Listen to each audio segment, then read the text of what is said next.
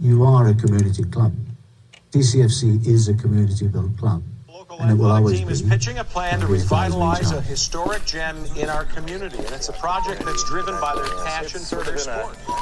State of disrepair right now. Concrete sort of crumbling a little bit. The bleachers. Football club. We're at Keyworth Stadium. This stadium was built in 1936. Simply put, it's amazing to see just how far they have come. Years ago, they were playing over at Gas Tech, and now so many people. The post and Stephon St. Louis is there to clear it. Yeah, in the background, you know, they give us the 12th man. You know, it's awesome. Games, fans to watch. We're happy to put on a show for all these guys that came out to see us play. When we move, they move, and just communication is the biggest part. Great. I think we could have earned a shutout earlier against Sparta in the year. Awesome. You know, the atmosphere is amazing. Monday with the right foot. It's in the back of the People know us now. People know what to expect. Now we gotta take it to another level. Look, city till I die. Say hi to the bad fella. Hella smooth with the flow, so grab your umbrella. Yeah, we make it rain, bring the pain. Things are changing. Power rankings take a spanking, got them rearranging. They said Denise are all stars till we deboed all y'all. Ball of fist and brawl y'all. Yeah, we pissed off all y'all, and we thin but still winning. Grinning at the top, got up under head spinning, make that chin pop. Blue collar clocking in. They been mocking us for days till they step into the key, and they been leaving with a fade, doubting us, but then they swayed. Say we pout, they throwing shade. You will never have what we have, time to get the blade, cause we'll be cutting them up. Yeah, we're shutting them up. We ain't bluffing, tell you something, better knuckle up. Y'all ain't nothing but chumps, we put in overtime. We'll be putting in work until it's closing time. City till I die, talking blood, sweat, and tears. City till I die, we've been building this for years. City till I die, this don't happen in a moment. City till I die. I feel like I'm already at the Fiesta of football. Bonanza of ball. You mean Ballnanza? Ballnanza. Oh, yeah. There we go. Ballnanza. We'll be selling themed T-shirts outside the gate. I think we need to ask the question, Adam. Do you think we should ask the question to Alan? I have something that I need to mention about Jaime, but yeah, go ahead. Ask what I don't know a question you're going to ask, but go ahead. Hey, Alan, how many points did Detroit City's men's and women's side get this weekend? Points. Is that right? Did I get the answer right? That's right. Oh, we got to come up. We got to come up with a saying though, because if Detroit City takes all 3 games this weekend, obviously it'll only be technically 3 points. But it'll be what, 3 wins? Or 6 or 3 wins? Bonanza trifecta.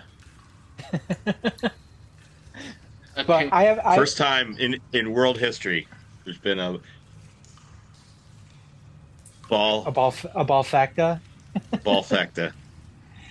I do have something Probably that I not want to true. ask Jaime though. Yeah, bring it. God, he's wearing that. It was. What are you trying to say about my hat, Adam? Let's pour. I want to pour one out to the kit that met its demise at the expense of this bucket hat, which is a great bucket hat. This is I mean, how can you beat that? 2022 kit. No, 2023. Is the pinstripes on it? Is that 2023? No, 2023. Sorry. That's not the 2023 one, is it? The Verdigris one? That's not the Verdigris one. No, 23 is Verdigris. 22 is the... Oh, so that's the 10th anniversary kit. What's this year? No, 2023. So I was right the first time. You guys are trying to confuse me, even though I've been drinking since about 11 a.m. today. But it is the 2022, which is why I said it in the first place. Let the record show. I said 2022 in the first place. That is the kit. Duly noted. Sent to my guy at Footy Buckets on Instagram. Turned it into a dope hat. Yeah. So there's a dude that will do that for us. Yeah. You have a vendor. You can send him any kit, any shirt. He'll even do like if you got a track top or like a polo shirt or anything. Mostly it's kits. and he turns it into a bucket. Actually, his mom turns it into a bucket cat. Okay. But they work together. He's like the promotional side of the operation, and she's the craftsman person actually with the sewing machine. Yeah. Okay. Exactly. But yeah, check him out. He's great. The hat's great. I was gonna say though, it was kind of ironic. It's a little dated now, but Jaime was cheering for the Edmonton Oilers. Was it last week? Oh my god! Really wanted the Edmonton Oilers to win, and why? Because Canada. They don't have ice in Florida. They have ice in Canada, though. They don't have ice in Florida. Well, inside arenas and. I'm talking about, does ice naturally form in nature? Okay, yeah. The ice doesn't naturally form in nature. Right. Thank you. Then it was like the following day that the Canadian national team beat Peru in Copa America. Let me just say that we were off the top rope. Oh no! Oh man! Peru was robbed with a disgraceful red card. Just similarly, the U.S. men's national team was robbed by a Peruvian referee. The referees, and I thank the Peruvian referee for that.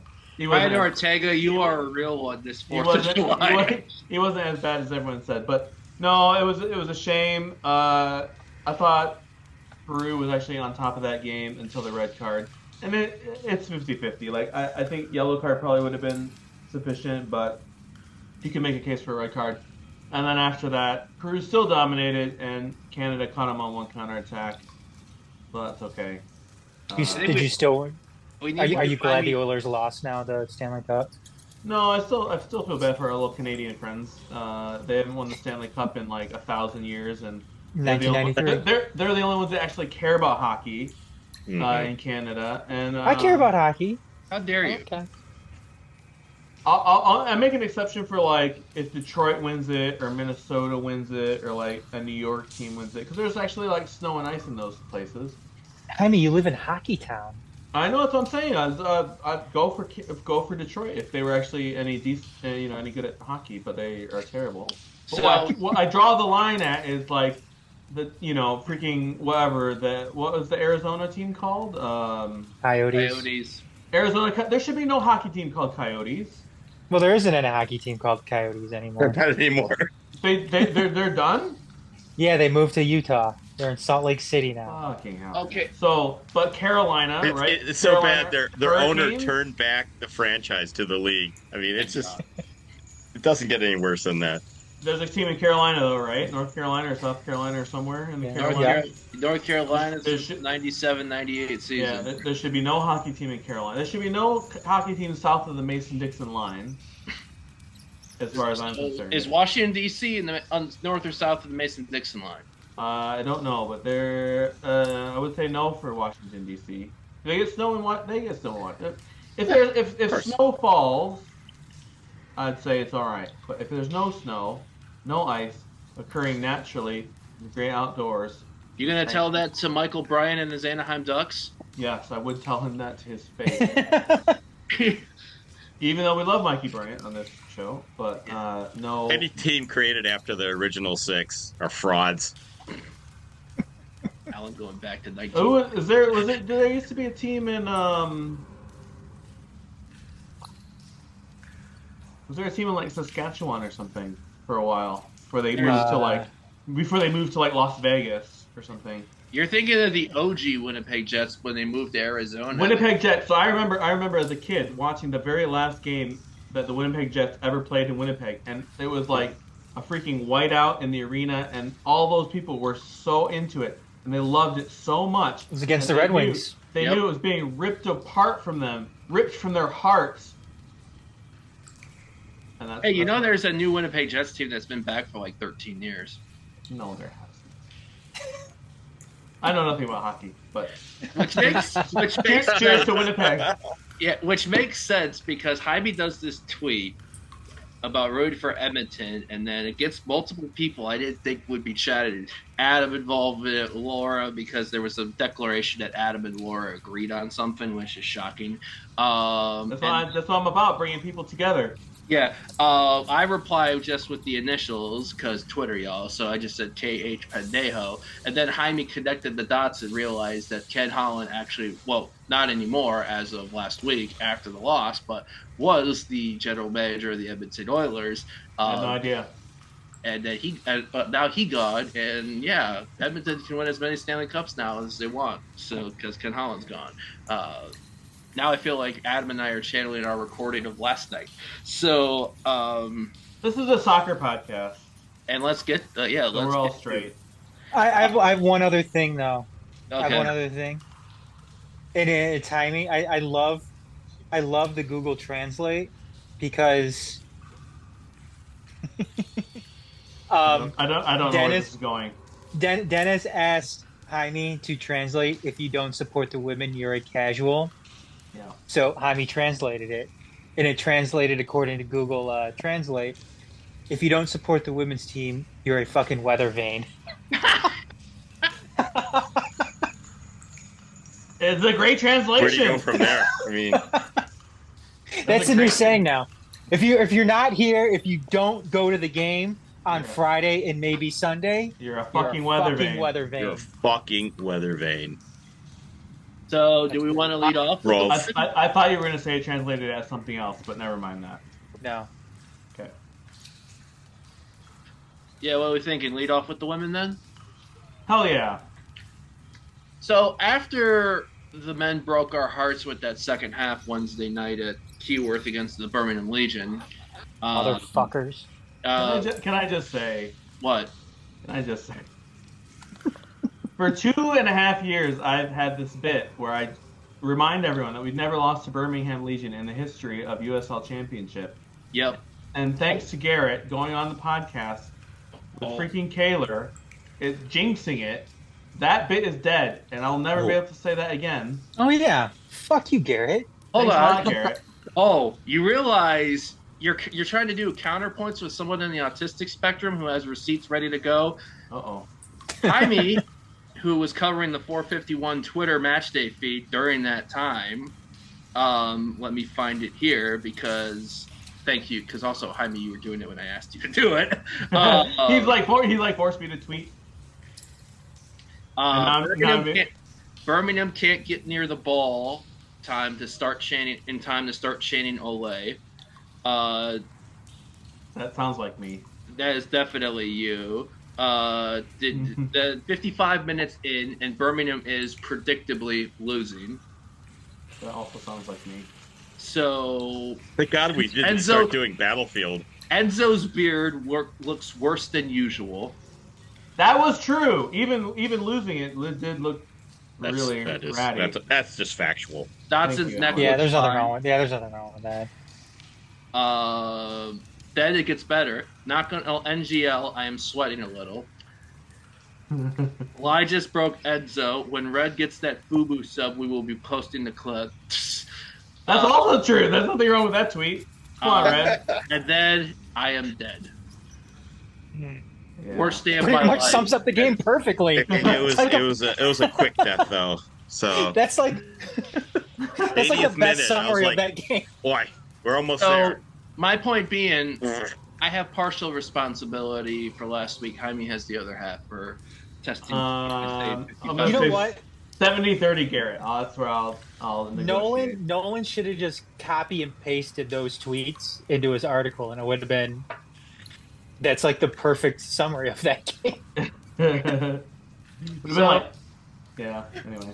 So we're stewing Thursday during the day, as this is going on, and then drops this knowledge into our WhatsApp chat. Dennis, some Irish lad that became a Yank this year, just in time for 4th of July celebrations. Oh. So with God that, bless the Queen. Rod Ireland, bud. I mean, she's dead. The king. I meant. That's what I meant. At least he's at least halfway there. So He's still on the money though. yeah. So Dad talks about, hey, we're going to be hosting the women's conference playoffs for Keyworth next Friday and Sunday. Adam and I mindset just side of stewing and realizing, oh hey, we got all this fun. Adam made a declaration, but that's since been ratified because Detroit City's women did something they'd never done going into that, and that was not only beat Midwest in Midwest, do the double in a season over Midwest, and clinch not only a playoff spot, but the Great Lakes Division title. Queens of the Great Lakes. Queens. Add the fact in Sunday, the regular season finished. Trip to Ann Arbor Pioneer High School, like its old NPSL days. Bunch of people wearing Burger King crowns in the stands, and like we're playing Erie, and the women roll to a 3-0, finished the regular season unbeaten.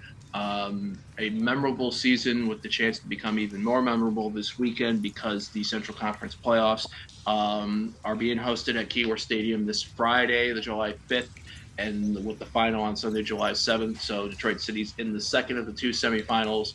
The first semifinal, Minnesota Aurora taking on Indy 11, a Minnesota Aurora team that has not lost in any regular seasons versus the Indy 11 side who's won the first two USLW leagues. So, and at 7 o'clock, the second place team from the Heartland Division, Riverlight FC, gets their first ever Keyworth experience taking on the Detroit City SC at 7 p.m. The winners of those two semifinals play each other Sunday, July 7th, 1 p.m. Why is July 7th a significant day in Detroit City?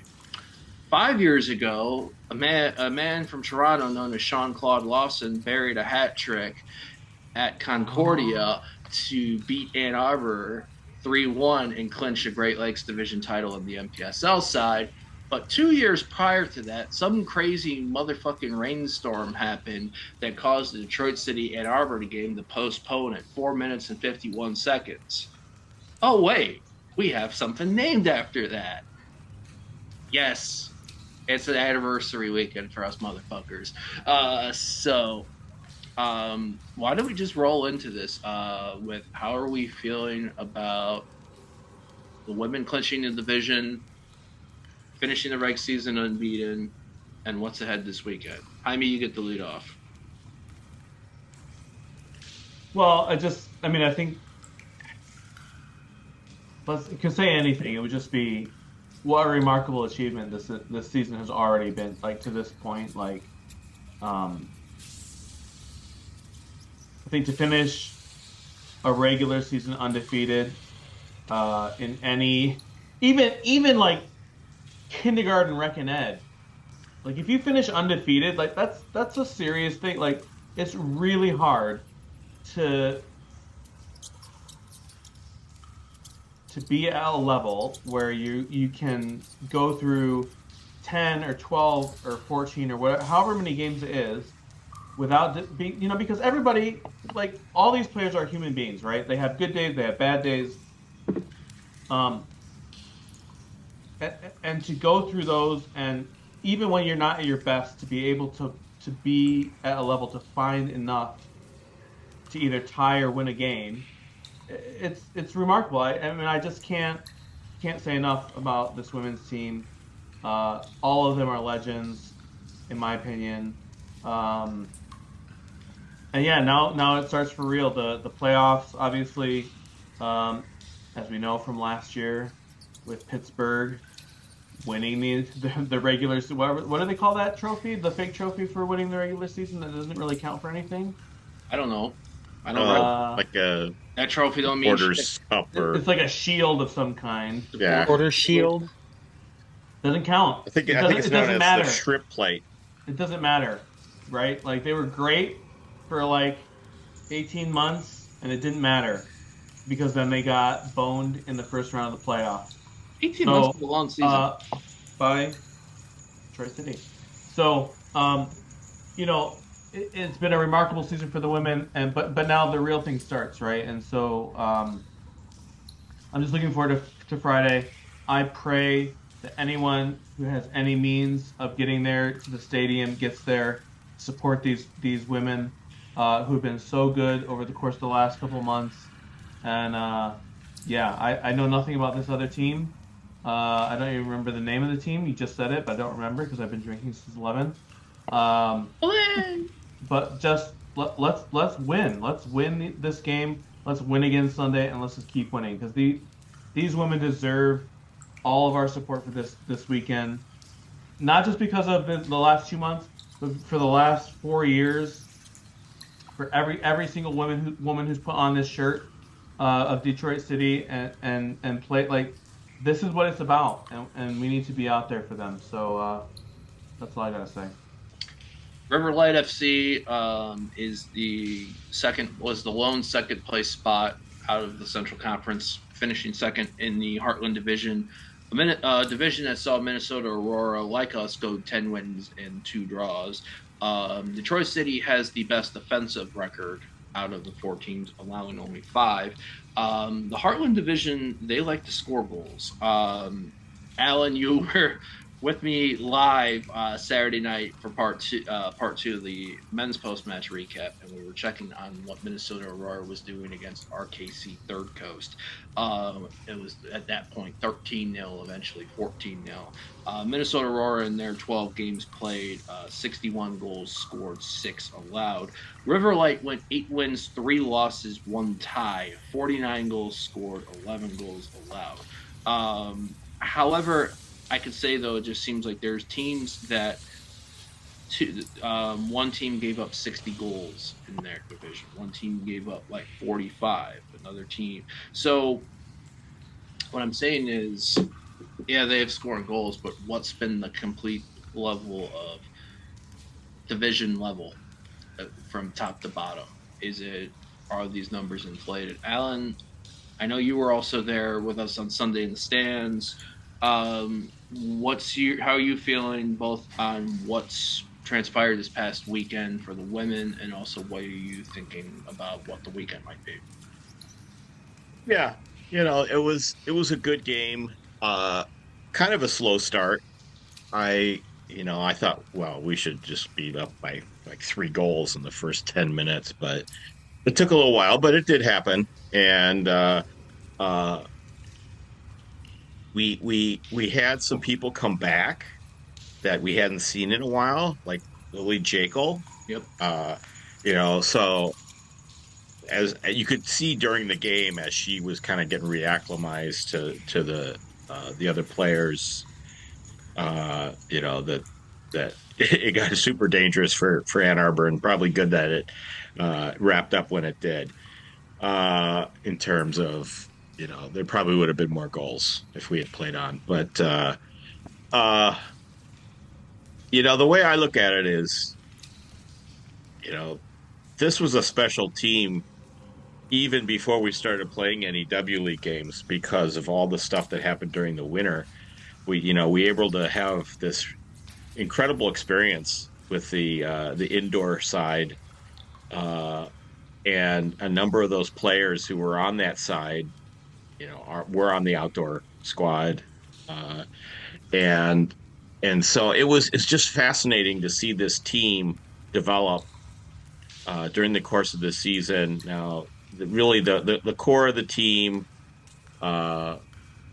we did see them through the whole process, and then there was all these other players that were added, some really talented Division I players, which I think was kind of a new experience. I mean, we've talked about this before, that the recruiting reach has expanded, and I think it certainly might keep on expanding because of the success that the club is having with the women's league. Going into the playoffs, I mean, it's hard to say. I don't really know much about the other divisions in the conference, but I think the what we've been able to see so far, I agree with Jaime that it's been an incredible experience. We've heard a lot of good feedback from the players in terms of the experience that they're having. And hopefully we can see it all the way through to the national finals. But I'm really happy with we kind of thought this might be a special team, but like you always say that, but they really proved it out. And I think playing Aurora, if we get to Aurora in the conference final, it'll be a tough game. That's always been like a powerhouse side. But I'm okay. I'm happy that we've got to this point. It really validated all the work that everyone put in. And if we go further than the conference, that's just more incredibleness. Yeah. Indy's the last team in the Valley coming out of the Valley Division that will be taking on Minnesota Aurora. They lost their last game. When we had recorded our live on Saturday, we're 7 wins and 2 draws. They finished 7 wins, 2 draws, and 1 loss, winning the Valley Division by only 3 points over a team in the city people may remember from the 2022 Women's League, Kingshammer, out of Covington, Kentucky. They finished second, so Indy won that division by 3 points, but then there was 2 teams at 6 points behind Kingshammer. The land of Sam, a team that people may know from Lexington SC, hence when we thought that we were taking their sporting director Thanksgiving weekend 2023, Racing Louisville's B-side, and then St. Charles. Adam, we had a good chat with Dave Dway. He had a good moment to reflect on things Sunday. We're seeing already some good, like today, I didn't see the clip, but I saw the club put out that Dave Dway and Kayla Addison were at WDF4 Studios.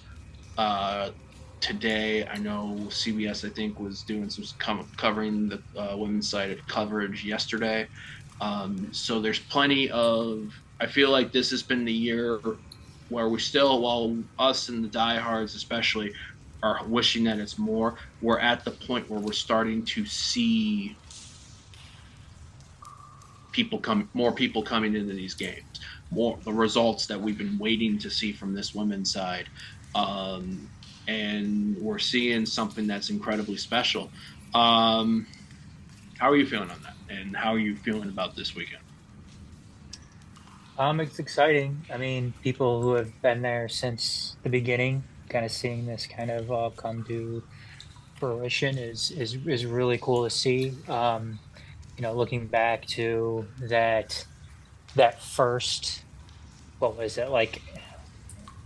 It was like that small tournament. Was it back in 2020? Yeah, well, we had a 2-game tournament at Keyworth, but the weekend before that, we were at Midwest for a singular game.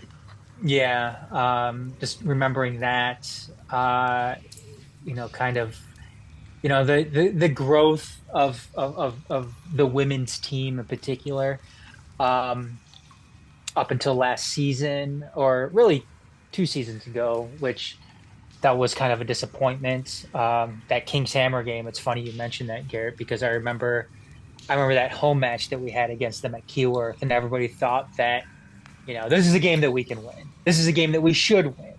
And I think Kingshammer went up like either 2-0 or 3-0 at halftime. 2-0. And was it 2-0? Yeah, and it took us all the way to stoppage. Scratching and clawing to, get back into it just to tie it. Mm-hmm. Those games against Midwest, even last year too, when you figured that, okay, if we're gonna have a chance at doing this, it's gonna be this year or last year, I mean. And all of a sudden, like, our 2 worst games of the year. Flint was sitting there taking full advantage of that Michigan Hawks affiliation that they had, and just kind of ran roughshod over the entire division. And then this year, starting out strong. I still think that opening game against Flint was maybe our best game of the season that we played. And like Jaime was saying too, these players are human beings. They're going to have off days, and to come out and have an undefeated regular season is impressive, especially from the standpoint too of this roster and how big it was and is, and how much turnover there is week to week. Players coming and going on vacations, dealing with other personal stuff. Since they're not professionals, this is not what they do. Like Lily Jekyll going and, finishing her, doing stuff with nationals and fulfilling those obligations, and then coming back this past weekend and scoring a goal for City. And I completely agree with you, Alan, that it started out slow, and Lily certainly seemed like she was trying to kind of get back into the swing of things with the team, and it all came together there at the end. And going into the last weekend too is Detroit City had full control over that game. And it kind of reminded me a little bit of that Open Cup game this year against the Michigan Stars, where City, for the most part, had full control over that game. Yet, in the City game, or the Open Cup game, they scored later in the match. And against Ann Arbor, the women scored, and they got their opening goal in the first half. But still, they're still trying to get that second marker, and it just wasn't coming until it finally did. And sometimes those games are even more nerve-wracking too, just because it just takes one of those stupid bounces the other way for a team like Ann Arbor to tie it up. And we saw it too this past last Wednesday, where City men's side is leading for the entire match, and lo and behold, you forget to defend against the corner, and before you know it's 1-1. And then 2 minutes later, no. and you all we have to do is go and blame Garrett for doing Kaler's stupid podcast, where he just sat there and wanted to talk Crystal Palace the entire time. Fuck you, Garrett. Fuck you, Kaler. But anyways, it's impressive. Heading into this weekend, who knows? I've known nothing about River Lights or whatever the fuck they're called. I do know they're from Aurora, Illinois. Home of Wayne's World, and that wonderful show that's been on for quite some time now. I don't know if they're still on public access. I think they still are, because Wade would not bow to any sponsors. So I think they're still on. I think they're still on public access, but it's a great show. Cute little city, but it's no Detroit, that's for sure. So get your tickets if you haven't yet. I think they're $10, something like that. Does that cover all weekend, or is it just for days? I'm not sure how on there. The whole weekend, man. Hey, some of us have a little that more privileged life and don't need a ticket. Wow. All you gotta do is make videos of Garrett, and you get in for free. So, when you dropped that line last night, I was just like, I was not expecting that. But seriously, this is if you're not doing much this weekend, Friday, 4 p.m. Minnesota, Indy. If you're interested, for sure, 7 p.m. Detroit City, River Light. Game on. Winners face each other Sunday at 1 p.m. In between that is the men going to be back at Keyworth. So we talked briefly about the pain that was caused Wednesday, that second half hosting Birmingham Legion. Apparently a Detroit City side that has been dealing with illness. Apparently 5 or 6 people in the squad dealing with illness that day, including the gaffer himself. I now owe Jaime Del Taco, because apparently Nate had a bug too, which meant Carlos played, which Nate was never going to start that game. Don't pretend. Yeah, but Carlos Saldana and the team then traveled to, I don't know what was more miserable weather condition wise, here Saturday or Miami, where the men took on the Miami FC in a stadium that was empty as fuck, not just because there was Copa action going on, who knows how far away, but 27 miles away. 27. Thank you, Jaime. Yeah. And wait, there's a Copa match happening 27 miles away. Argentina against Peru. That sucks. No, So- nobody was ever going to go to that Miami. 70,000 people at Hard Rock. Exactly. So let's put it this way: probably there was no traffic in Miami for the first time. The hilarious ever. thing is that Messi didn't even play in that game. Everyone bought tickets to go see him, and he was injured apparently. So he's really just too scared to play against Peru. But that's all right. Fun fact: he's never scored a goal against Peru in World Cup qualifying matches. So he's probably figuring, well, Canada beat them, so maybe they probably don't need suck me. it, Messi. As I referred to it Saturday, I had Argentine Hermano v Peruvian Hermano, and then retreated back into. Choose your side, Garrett. Yeah, well, you already medically know. I mean, I got an Ecuador kit, so. Oh yeah, I forgot about that. Yeah, shout out to my best friend's Ecuadorian stepmother. So yeah, but yeah. Anyway, 6 changes were made in the match in Miami, Detroit City at Miami, not Argentina, Peru, and a match that was a bit sluggish. Michael Bryant back in the squad fully, starting. Detroit Looks City, good. Team of the week. Yep, our taxi driver back in the squad starting, and Connor Rutz, Ryan Williams starting. Something that I've seen, I know Morrissey was calling a 3-5-2 or 5-3-2. Honestly, it looked like a 4-4-2 to me, and just we were playing high up. Oh no! Jaime has left the room. He just had this is irritated Jaime like it's Canada Peru all over again. And just kidding, I love you, Morrissey. Sluggish match in the beginning. However, a silly ball by Miami is won by Ryan Williams, who feeds it to Ben Morris, who sends it to Reese Williams, who buries it. Second game in a row. Who was giving me a bad time about that? Who was in the group chat and was like, Ben Morris assist? Was that you, Garrett? Ben Morris has 4 assists now in league play. I know that's technically an assist, but he's passed the ball to Reese Williams, like 90 yards from goal. And then Reese Williams dribbled like 70 yards, diced 3 guys, puts it top bins, and he gets an assist. I know it counts as an assist, but I could have given that assist. Hey, if Ben Morris never fed it to him, so he can dribble 70 yards, then I'm just saying.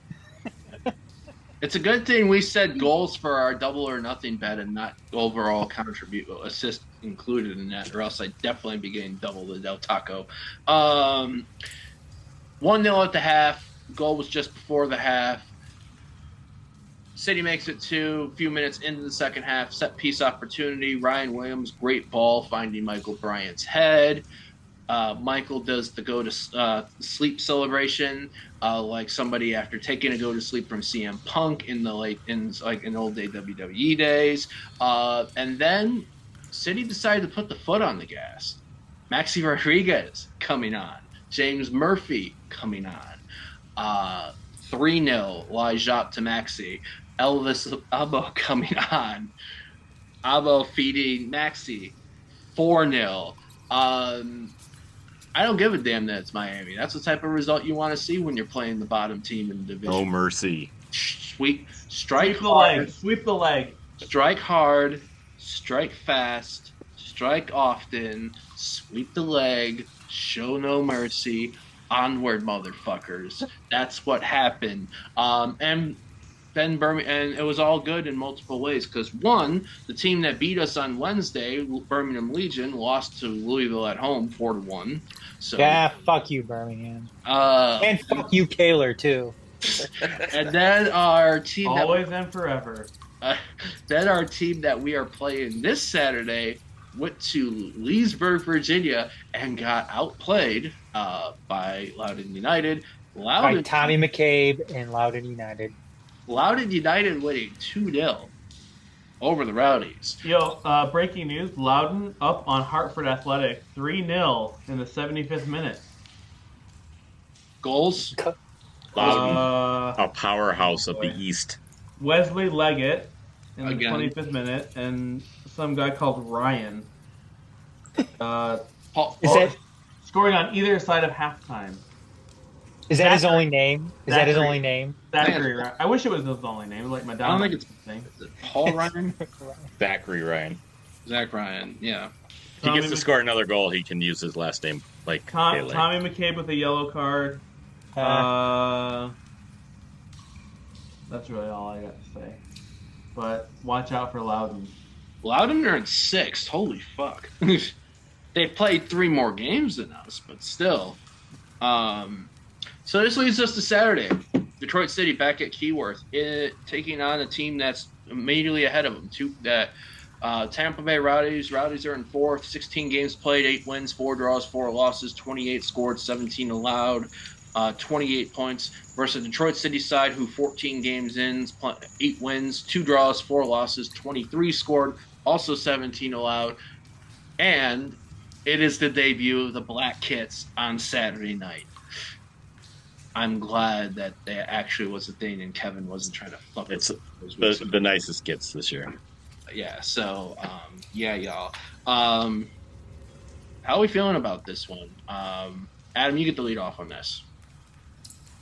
Well, as far as the Miami game goes, that's like, it's almost like one of those games where it's like a no-win situation because Miami's so bad this year. So obviously, if you lose that game, it's horrible. But even if you go out and you just squeak by, win 1-0, it's one of those things where it's like, yeah, you beat the worst team 1-0. Who cares? You should have done more, and they did more. I think the only way to come out of that game, with a little bit of an eyebrow raised, is doing what they did, going in there and just completely taking it to them and coming out with that 4-0 victory. So that was good to see. And one other thing about Elvis, too. I mean, he didn't get any goals, but him making something happen late there to feed Maxi, that was really cool to see. And just goes to show that he's, just all the different things that Elvis can do. It's something that, this team has never really had, especially at the professional level, a guy like Elvis Amo. As far as this weekend goes, Tampa Bay just unloaded somebody today, traded him to Rhode Island. I forgot his name. He wasn't really much of a contributor, though, it seemed like. His last game for the Rowdies, I believe he came in the 90th minute, some midfielder. But Rowdies seem like a Jekyll and Hyde team this year. We've beaten them at Keyworth before. They've beaten us multiple times. I think this is a game that we can win. Tampa Bay doesn't seem like the world beaters they have been, the past few years. But they're still a dangerous team. Beat Louisville this year, but then they go out and they lose to Loudoun. I'm going to be interested to see what type of shape we take. I kind of expect us to roll something different than what we did against Miami. I kind of expect to see some of the regular starters in there. I expect to see Maxi back in there. I expect to see Elvis back in there. Do you expect to see Carlos Saldana back in there? No, I think Nate's probably going to get the start. Wow. I think Nate gets the start. Okay. Do you want to put Del Taco on it? I do. I do. Parlaying. We are not parlaying my Del Taco bets on somebody else's bets. You can do a whole new one. I know. I'm not betting anything. I'm not losing or gaining. Plus, Del Taco sucks. So, what's your favorite fast casual restaurant, Adam? Lee's favorite chicken. Me? I don't eat fucking chicken. No way. I'm only just it saying smells- that because Adam encouraged me Chicken. to make sure I got Lee's on the way home Sunday. it smells good. I don't eat chicken though. Probably like Taco Bell. That's probably my go-to. Oh, I thought he was gonna like slide out of his chair. I thought you were gonna. How dare you? You're like Del Taco. No, that's below my standards. But then you're like Taco Bell. That Taco is Bell's better than Del Taco. Is it Taco really? Bell- yes, it's a hell of a lot better than Del Taco. Wow. All right. I'm gonna have to lower my expectations for my Del Taco date with Garrett. Any place that serves French fries isn't a real taco place. All right. We're bringing back last year's discussions clearly in the middle of July now. Yes, and I'm sticking to that take. All right. Jaime, how are you feeling about this match? Oh well, how are you feeling about Saturday and how Miami and the match, and then how you're feeling about this Saturday? All I'd like to say right now is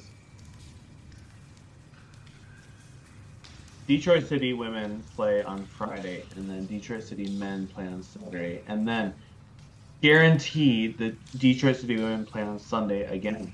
So that's 3 games in a row, 3 days this weekend. It's a holiday weekend. But if you have to choose, skip the men's game on Saturday because they will batter Tampa Bay 4-0, guaranteed, not even close. Go see the women play on Friday. Take a little breather. Start drinking on Saturday at 11. Drink the rest of the day. Take it easy. Enjoy your holiday. Go back and see the women play on Sunday. Hungover for a 1:00 game since you've I been was just drinking. going to say, stay hydrated on Saturday while you're drinking so you're not hungover. What's a hangover? Jaime S. Thompson down there. Listen, I have to tell you, this is one of the privileges of being of Peruvian descent is we don't get hungover. Millions of years of evolution has conditioned the Peruvian descendant after drinking pisco for centuries to never be hungover. I've never been hungover in my life. What about remembering to record video for the YouTube on Saturday while you were drinking pisco? Did that come to surface? No, that was not a drunken related. That was an intentional denial because I was in such a bad mood after Peru lost. It had nothing to do with my intake. And on the next day after, I was completely normal. 7 a.m., bright and early, up with the cat. We went for a lovely little stroll outside. No headaches. Didn't have to wear sunglasses for the entire day. I was ready to go. No hangovers, man. I'm not Peruvian at all. I mean, Did you get hungover, Alan? I would have gotten hungover watching Jaime. Yeah.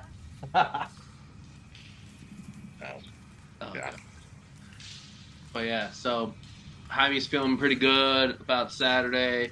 How did you feel about the response from Miami? Anything you would have wanted to see different in that 4-0? On Saturday? Yeah. All I want to say about Saturday is on Friday, July 5th, go support the women's team. Dang it. Who cares about Miami? They suck, and we kicked the crap out of them, as we should have. Go support the women on the 5th. Hell yeah. Alan, we were sarcastically laughing our asses off on Saturday doing the recap because not only did we look back to normal, but Tampa lost. How are you feeling about the Saturday match, Black Kit debut? Who should, if there's a side that should be more concerned about the other, who do you think it is, or do you think it's just going to be like a potentially even chess match? I was looking at some of Tampa Bay's last few games, and they're not exactly scoring a lot of goals right now. So normally I would be more concerned because usually they do. And so their form has been up and down. They've won a few and they've lost a few. So it seems like a good time to play them. Right. I think probably coming off the win at Miami, we should be in a good mindset. The city players seems like everybody's fit now. I can't think of anybody who's out. So did Brett make bench Saturday, or was he out? Oh yeah, he was out. All right, so he might be the one. So he might be on the injured list, but so it just seems like a good time to play them, and I think we've got a real good chance to win that game.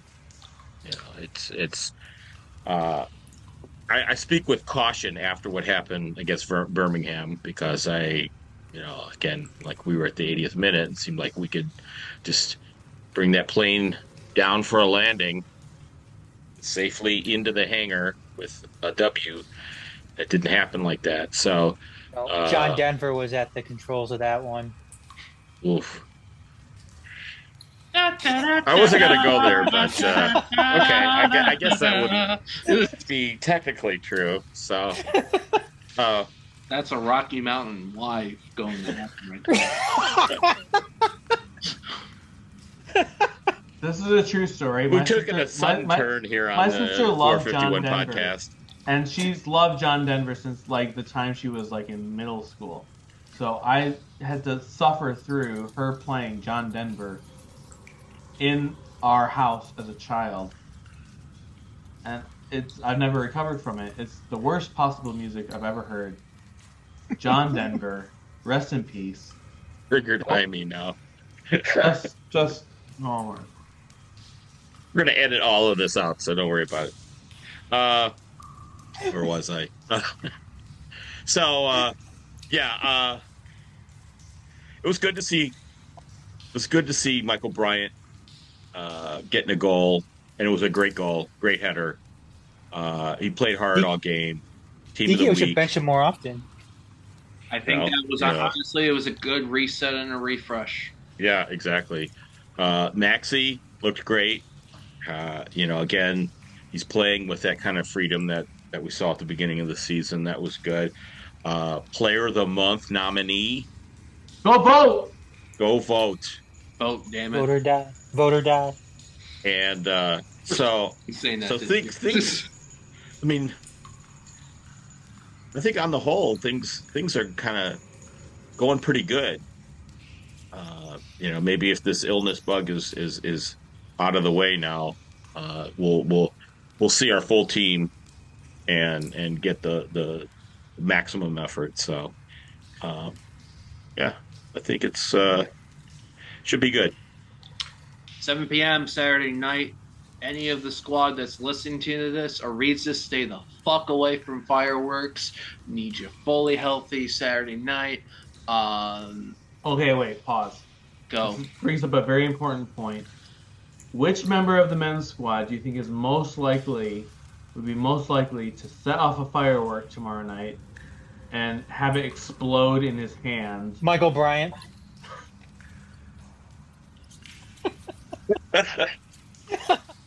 You don't play the game with your hands unless you're a goalkeeper. So are we talking current city squad or players in the past? No, current squad. Who's the most likely to get their It's Michael Bryant, right? To lose a finger or three, lighting off an illegal firework. Baby Zed. No, Yazid has kids now, or he's gonna have kids. I think he's gonna play it safe. Yeah. No, it's Michael Bryant. Yeah. What about Escalado? It probably is. No. Latin people don't mess with fireworks. We leave it to the professionals. Like I could totally see Michael. So Bryant are you asking who is the Detroit City FC's Mario Balotelli? That's exactly what I'm asking. Yeah. Oh man. Well, Thank you, Alan. Murphy's kind of the hard man on the squad. I feel. Oh. If we're going that way. I feel like That's a hard one. I feel like low key, Reese Williams is kind of a daredevil. Like, I feel like he could be persuaded to I can see that. I can see that too. There's instances too where something gets into Reese, and you're like, "What are you doing, dude? You're gonna get like that second." He yellow. boils over sometimes. Yeah, he does. Yeah, Like he exactly. just he loses it, and He's also he simmers, and then it's too much, and he takes somebody out. He's also Ivy League educated too. So that's the perfect candidate because they think they know everything about everything. They're so smart. They know all of the science behind the firework. And he went to Columbia too. Oh my god! So he's got Reese is going to come to the game Saturday with one finger on his right hand. He's going to have a stump. I'm still going with Michael Bryant. Michael Bryant's going to be wearing his probably like some type of American flag, like fucking hat, bandana, and an eye patch, kerchief. his cowboy American flag kerchief. Is lighting Roman candles off some boat in Walled Lake. Jeez. Hanging out with Connor and the fam on the 4th. It's actually a good tie-in, Adam, because apparently, so James Murphy was on Matt Sheldon's podcast this week and apparently referred to Commerce Township as the Sticks. So that's true. Have you ever been to Commerce Township? It's out there, man. We talked to Rod. We brought this up with Rod on Sunday, and Rod's like, "Man, where is Rod? Damn it! Why isn't he not on this podcast?" Probably continuing to be Nice's financial analyst, or in particular, full-time job at this point. Especially when you look at Savannah Clover's financial situation and how that could affect things. We miss you, Rod. Yeah, good seeing Rod on Sunday at the women's match on there. But no, yeah, I think Saturday is going to come down to one who can set the tone early on. Not just channeling Shoresy when I'm saying that, but who can establish their game, and two, who can avoid the mental lapses longer. Chatted with Carlos with the RBLR Rowdies last night, and I think their concern in particular, and I think even they had Arteaga on their podcast, on their full episode that they're going to have out this week, and I know they're like Maxi's like one of the guys I think they're incredibly concerned about. They should be. Yeah, right. Yeah, he's like for all of our goals. But they also they know it's this is an inconsistent Rowdy side. We've seen Adam. You said this. They've beaten Louisville. They've gone into things, but they've also had the moments where they're 4-0 up on the Legion team in Open Cup and give up 4 in the final 10. They lose before the weekend before beating Louisville. They lose at Oakland Roots side, who's somehow now in 3rd place in the West. So, and then they stumble in Loudoun. So, if we play like we know we can, I can see us getting 3 points on Saturday. But we've also known how we've played against Tampa Bay the prior 4 times. So channel towards the new and current rather than the old and known is my thing on there. So, and wear your black on Saturday, 7 p.m. if you're going to Keyworth. But I also agree with Jaime. If you had to choose what match to take off, I'd say Saturday. Give your full support to the women. This is a special occasion, especially when the running's going around that even if we didn't make the Central Conference, the conference playoffs, we still likely would have hosted. Are you taking all of Jaime's advice? Just drink all day on Saturday? No, I'm just saying skip the package deal. It's got to do that anyways. Yeah, you take all my advice or none of my advice.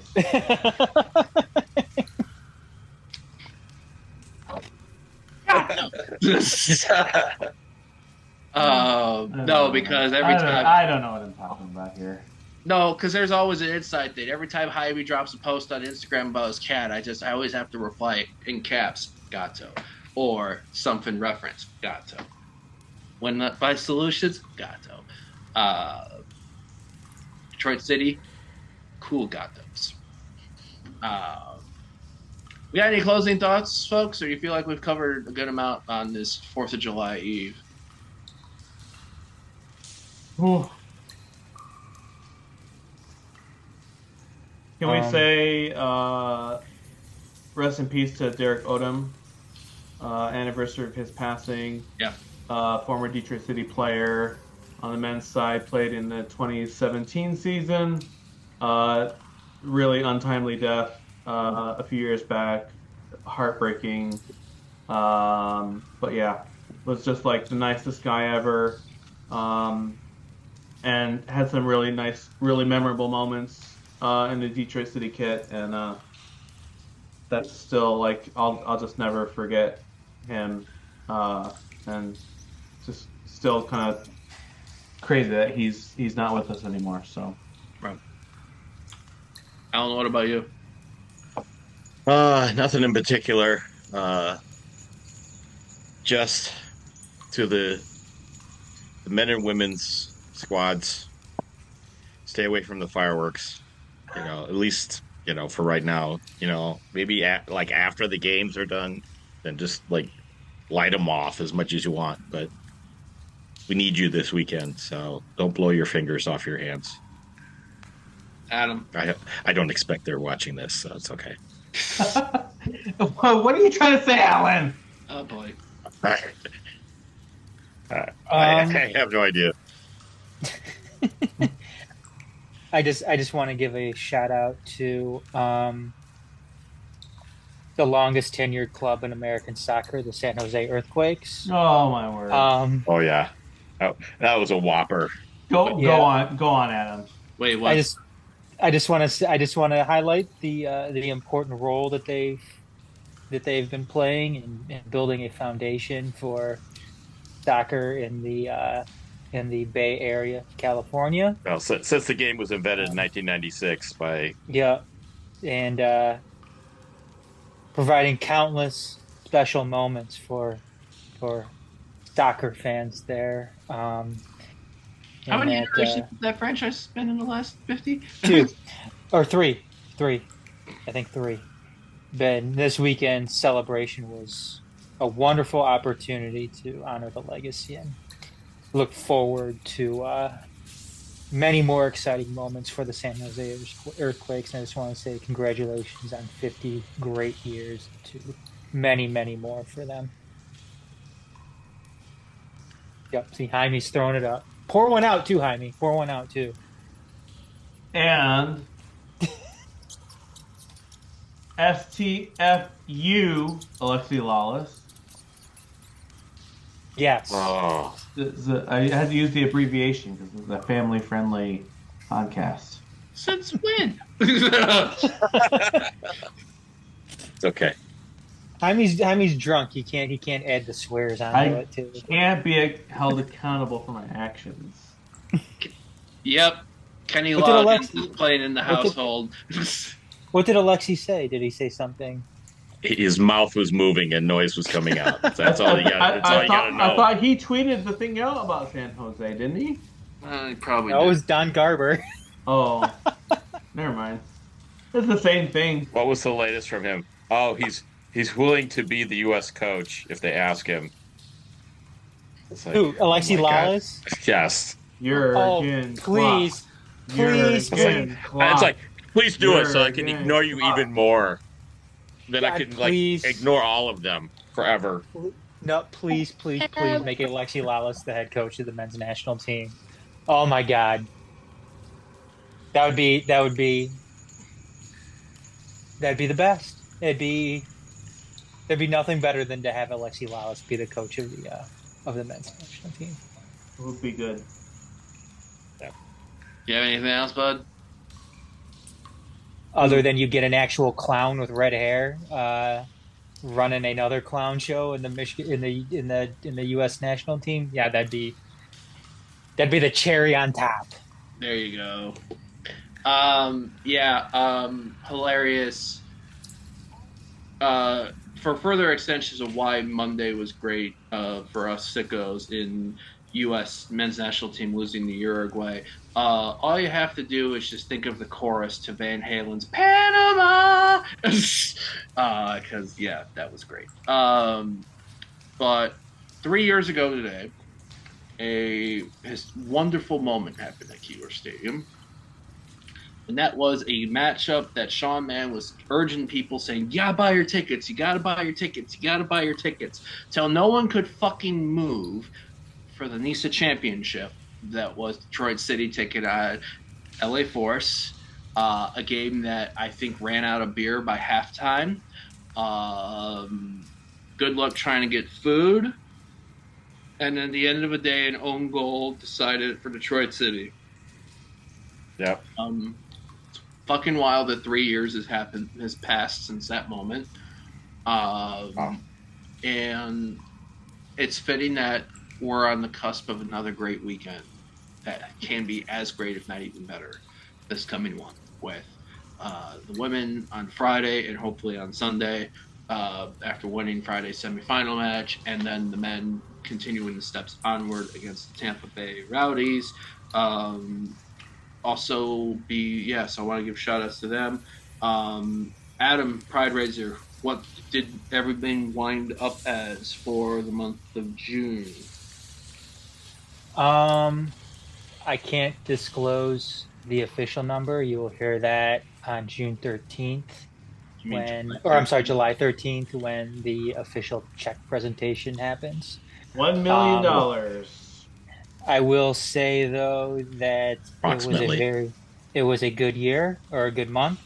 Well, actually 2 months, because Pride Raiser now goes from May to June. Thanks, Michiana. Thanks, Hamtramck. But what was the final per goal tally for us? Total goals made for a total of 38,811. That's doesn't include any extra contributions or anything like that. So we'll have a grand total, like I said, at halftime on July 13th, when the big fake check gets handed over. And that game is Detroit City taking on Memphis 901 for that. It's my lifelong dream to be presented with a fake giant cardboard check for something. I'm just always reminded of Happy Gilmore when he's like, "Hey, where's my check?" Like, we mail them out next week. Oh no, I want mine now. Wait, do you remember that episode of The Office where they make a check out to science for rabies awareness, even though there's already a cure for rabies? Hey, shout out to all the folks that worked on Pride Raiser. Yes. Because I think it just gets bigger and better every year, and it's all the comms folks and all of the logistics people in the background, all the people working the tables, and even all the other SGs who have made some sort of effort to be part of this. Yeah. It's the best thing in North American soccer, and I mean that sincerely. Yeah, 100%. It's totally grassroots. And it should be celebrated more in terms of the accomplishments. And here, Ruth Ellis Center, which does amazing work. Don't just support them in June, support them all year round, because they are doing essential work, and it's an amazing organization. Support. Who really let down their Pride Raiser though was Pittsburgh Riverhounds. Grand total of 1 goal throughout June. Thanks for nothing, Pittsburgh! Oh my word. Really? They only had 1 goal during the entire month? 1 home goal the entire month of June came on June 1st. You can't count on these guys for anything. What a disaster. That is dog shit, man. And one last thing too. I don't know if we can talk about it or not. Real quick. Who was it? Was it Mark Stone? Who's the coach from Phoenix that got canned? Oh, where it looked like a nuke went off in the fucking desert. Oh Yes. yeah. Oh man. What a shit show, man. Oh boy. That's Like, it's pretty bad. no, it's bad. And they're coming off a championship too. Holy And he'd shit. only been there a few months. Like, Yeah, this was a big hire for them. Yeah. Yep. Oh. Complete 180. Wait, their other coach went like to be an assistant in MLS, right? Yeah, again, with Houston. What a loser. That we beat it. Total loser. Oh man. But apparently the rumors are is that Phoenix is looking at Danny Dicchio as their new head coach. Wait, I thought he was going to become the new U.S. coach. Oh yeah, what was that? Then we'll just hire Jurgen Klopp, obviously. Oh yeah. Dear God, no! Don't. No. Trevor's gonna pull some strings. He's gonna pull some strings and get us the assistant coach to the U14 Ipswich Town girls team.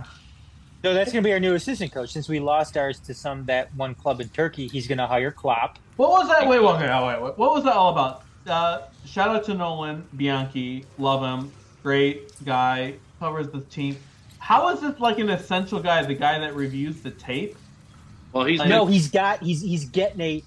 the assistant for City, but he's going to get a new job with some Turkish. I know, but they're like playing, and he's going to get paid to watch the tape for them. It's probably getting paid a lot more to go to Turkey. The most prominent team in Turkey in Super League. I get all that, but is it Besiktas? Like it feels like we could find someone else to watch. It's like if we lost an assistant who went to Manchester City or something. I mean, he was our first team assistant. The biggest team in the league. I can watch the tape. Up, Alan. I can watch the tape. No, Jaime, you're not getting it. He wasn't watching the tape for Detroit City. He's going to Turkey to watch the tape for the biggest club in. He's going to be the video analyst. He's our first team coach, our first team assistant. What was his name? Yanni Michaels. Never heard of him. Each team. Oh shit! Does this mean Red is going to be submitting stupid interview? No. Videos. Do not. He's definitely applying for the job on there. LinkedIn. Yes, he will. It. No. Yep. Fucking. Oh wait. No. Edit point. We can't wrap this up yet. I wasn't playing. Trevor's gonna be looking at his screen. It's gonna be an email from Red or Sean Novak, and Trevor's just gonna be sitting there staring at his screen, the blank stare. Hold Tiff, on. can I get a beer, love? Earlier tonight, I had asked if anyone had questions. Oh, you did? Yeah. So did people actually respond on Twitter? Yes. So at KAYLORHOD Kaylor ES. Hold on, I'm covering this actually European. Hodges? No. Says, ask this question. Honestly, how did Adrian Billhart not completely reap havoc in the championship? Dude is just on another level. Because he sucks. When did he reply back? I don't see any replies back on this. To us. Stop ruining my bit. This is obviously all fabricated. Because he sucks. Yeah, he wasn't very good. It's also League One compared to the champ. Yes. Okay, number 2 question. Richmond Kickers is Detroit City FC Light, apparently. At REDDASEY.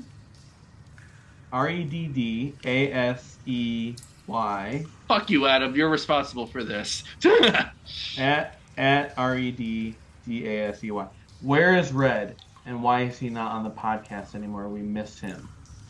That fucker's more schizophrenic than my own mother. Anybody have a good answer for that one? He got a full-time job with Uber. Didn't have the time to. He's becoming a consultant with Bumble. I'm thinking about starting a new podcast. I think. Yeah, I think so. Yeah. What else? What else is there? There's been the Uber driver. There's been the Bumble. There's been going to Fancy Road nightclub. There's a number of pursuits. Carnal nature. leaving live chats of live recordings and YouTube Live to go poop. What? I'm not sure about that, but I would say. So Alan and I are recording Saturday. We're doing part 2 of YouTube Live. The reason why there was part 2 of YouTube is because I fucked up the first time. Note to self: if you're doing YouTube Live, don't use your phone when plugged in for charging. Lesson learned. Second part. Red, literally right. Gotta leave. Gotta go poop. Why isn't it working for him in this online dating? I wonder. And that's all of our fan questions. Thank you to all our listeners. Smash that like button. Hit that like. So this is a good tie-in. Like and subscribe. Like and subscribe. 451 DET on Twitter. Fuck X. It's gonna always be Twitter. At YouTube. Just type in 451 Detroit on YouTube. For any of our content, whether it's episodes such as this, our live content, or mulleting over cities, which I see Adam has just dropped, smash that like and subscribe. We truly appreciate it.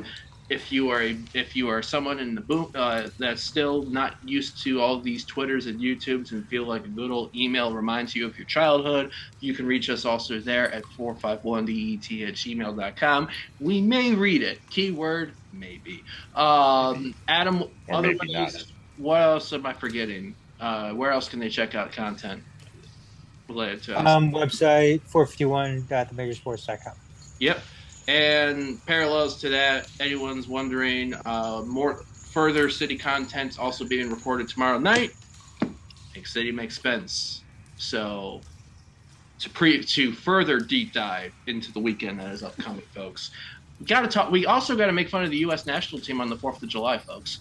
I mean, it's a match made in heaven. So for anyone that's dealing with all the fireworks going off outside in their general homes, for all the fun fireworks that's been happening with our dear football club on the field this past weekend and soon to be this coming one, for anyone just spending time with their families, friends, and those near and dear, have a great 4th of July.